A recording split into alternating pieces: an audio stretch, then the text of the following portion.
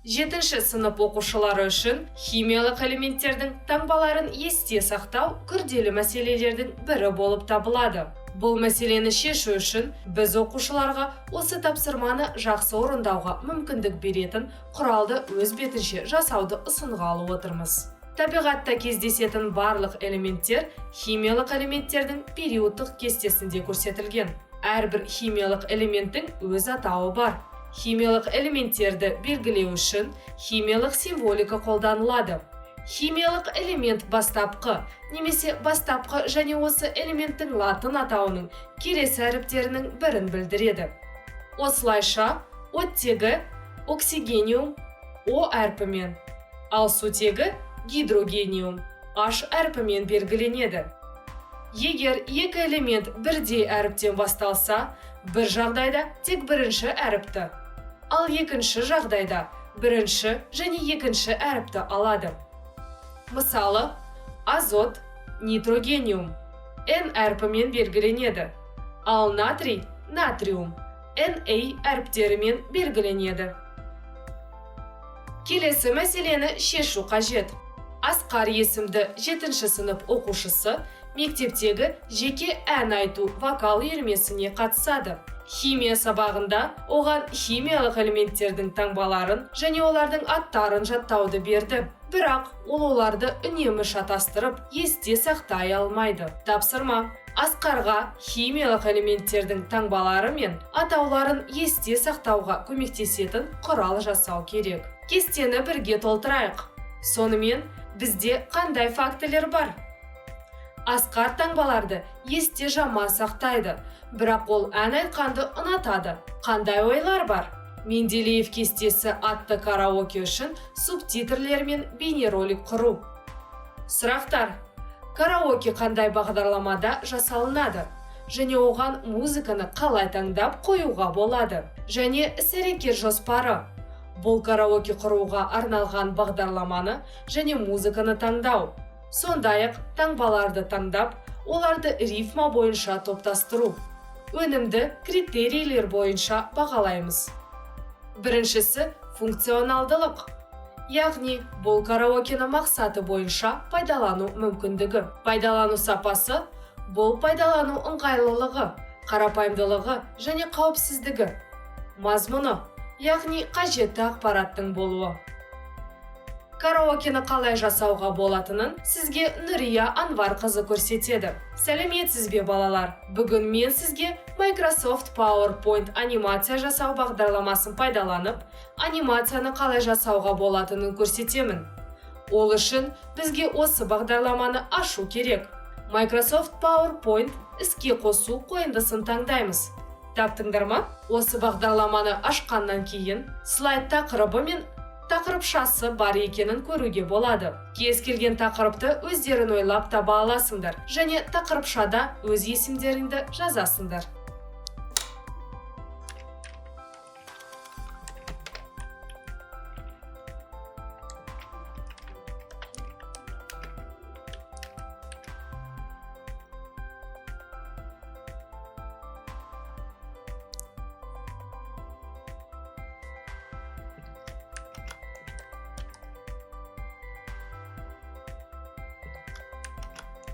Тақырып пен есімдеріңді жазғаннан кейін тағы бір слайдты қосуымыз керек.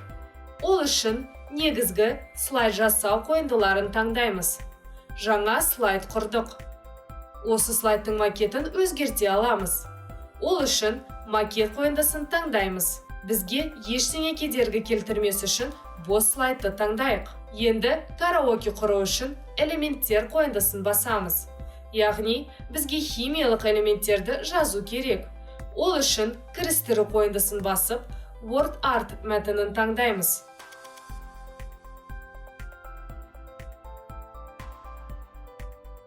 Бұл құжаттағы сәндік мәтін. Word Art'ты таңдағаннан кейін әртүрлі шаблондар пайда болады. Олардың қалағанын таңдай аласыңдар. Енді мәтінді теруді бастамас бұрын осы мәтіннің форматын өзгертейік. Біріншісі, ол үшін басты қойындысын таңдап, өлшемін өзгертейік. Қазір бізде 54 қаріп өлшемі тұр. Осы санға басып, сендерге қажетті өлшемге өзгертесіңдер. Мен 100-ші қаріп өлшемін бастауды ұсынамын. Яғни 100 деп жазып, кестенің бірінші элементін енгізіңдер. Бірінші элемент бұл азот. Енді бізге әрдайым осы элементтің форматын өзгерте бермеу үшін оны бөлектейміз. Көшіру және қоюды таңдаймыз. Осылайша сіз барлық кейінгі элементтерді көшіріп қоясыз. Алдымен 5 элементпен жұмыс істеуге тырысайық. Яғни көшіру және қоюды таңдаңдар. Бір рет көшіру жеткілікті.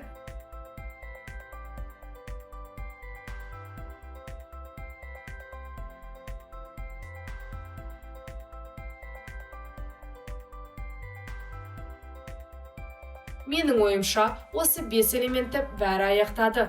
Қазір біз сендермен 5 химиялық элементті енгіздік, иә? Енді біз осы элементтер үшін анимацияны реттеуіміз керек. Ол үшін біз анимация қойындысын таңдаймыз. Бастау үшін алдымен анимация аймағын таңдайық. Оң жақта, жоғарғы оң жақ бұрышта анимация аймағы қойындысының пайда болғанын көре аласыңдар. Енді сендермен анимация элементтерін, сендер жазған барлық элементтерді бөлектейміз. Барлық элементтерді бірден алайық. Ол үшін барлық элементтерді бөлектеу үшін слайдтағы бос аймақты басып, барлық элементтерді бірден таңдауға болатындығын ескеріңдер.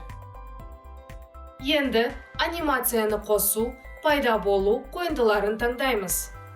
Анимация аймағына назар аударыңдар. Сендерде 5 шықты, жақсы. Енді бізге осы элементтердің әрқайсысына анимация орнату керек. Ол үшін біз бірінші элементке тиіспейміз. Екінші элементті таңдаймыз. Енді уақыт және алдыңғыдан кейін бастауды таңдаймыз. Алдыңғыдан кейін бастау және кідіріс таңдаймыз. Кідіріс нені білдіреді? Яғни, бұл келесі элементті іске қосу үшін қажет уақыт. Алдыңғыдан кейін және кідіріс таңдаймыз. Кідіріске назар аударыңдар. Бұл өздерін реттей алатын уақыт. Яғни, белгілі бір уақыт өткеннен кейін сендерде келесі элемент басталады.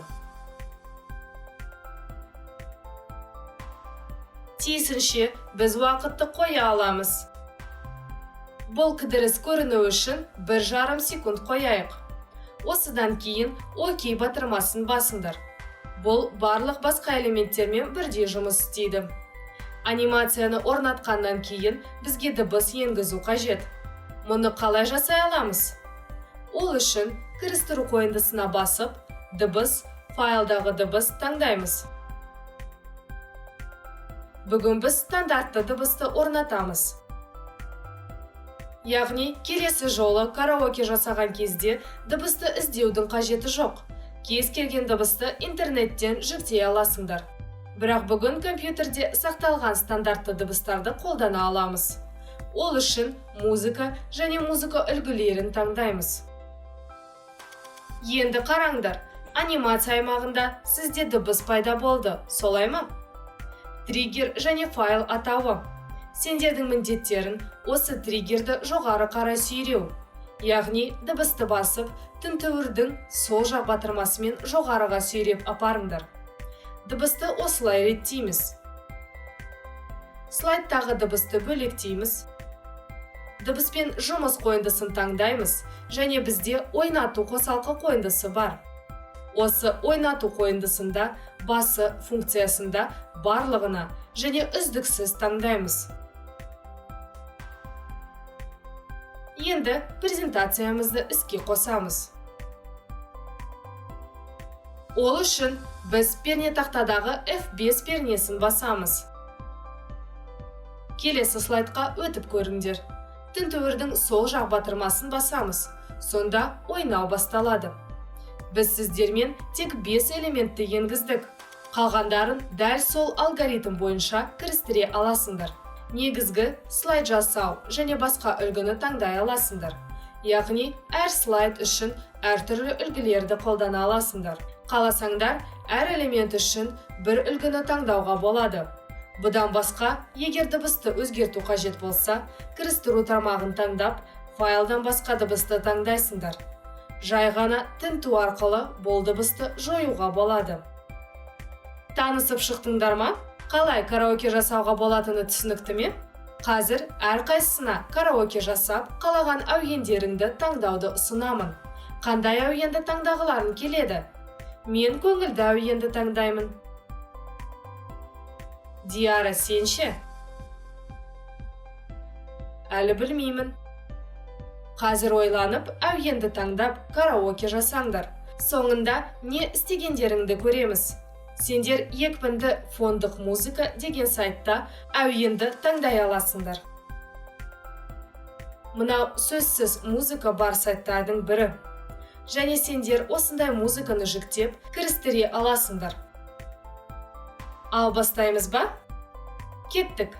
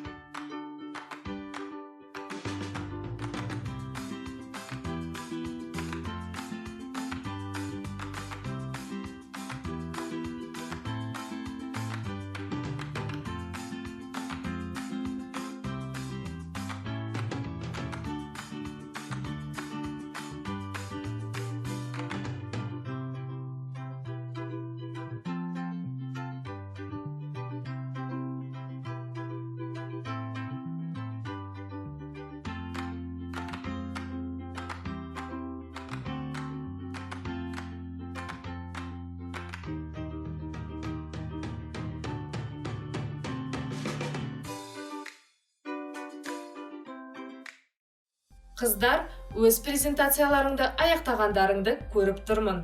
Енді оларды сынап көрейік. Мен Камилаға бастауды ұсынамын.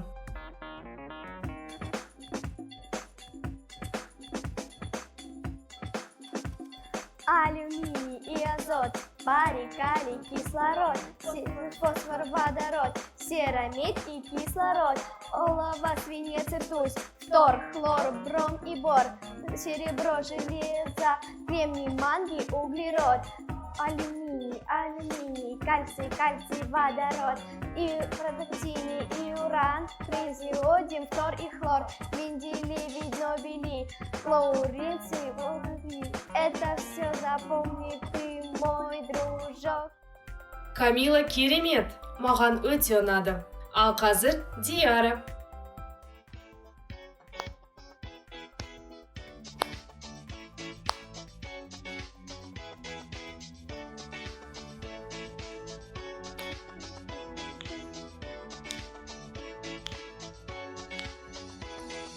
Алюминий, барий, калий, водород и кислород, кремний, магний, натрий, кальций, олово и углерод, фосфор, сера, медь и ртуть. Будь осторожен, мой милый друг. Алюминий, барий, калий, водород и кислород, юрий, верхний, дорий, тризий, олово и углерод. Сендерге караоке жасау ұнады ма? Иә, ал ең көп не ұнады? Маған ән айту өте ұнады. Ал маған мәтін жазу ұнады. Жақсы, сендер караоке жасаған кезде элементтерді есте сақтай алдыңдар ма? Мен сутегі H екені есімде. Мен оны еске сақтадым. О не болады? Оттегі. Дұрыс, тағы не? Алюминий, Al екені есімде. Жарайсыңдар. Сонымен, біз сендермен өнімімізді бағалау өлшемдерін қарастырдық. Функционалдылық, мақсат бойынша пайдалану мүмкіндігі. Біз караокені қолдана аламыз ба? Иә, сөйтіп пайдалану сапасы, ыңғайлылық, қарапайымдылық пен қауіпсіздікке қол жеткіздік пе? Иә, мазмұны қажетті ақпараттың болуы? Иә, менің ойымша ақпарат жеткілікті болды. Жарайсыңдар қыздар, рахмет.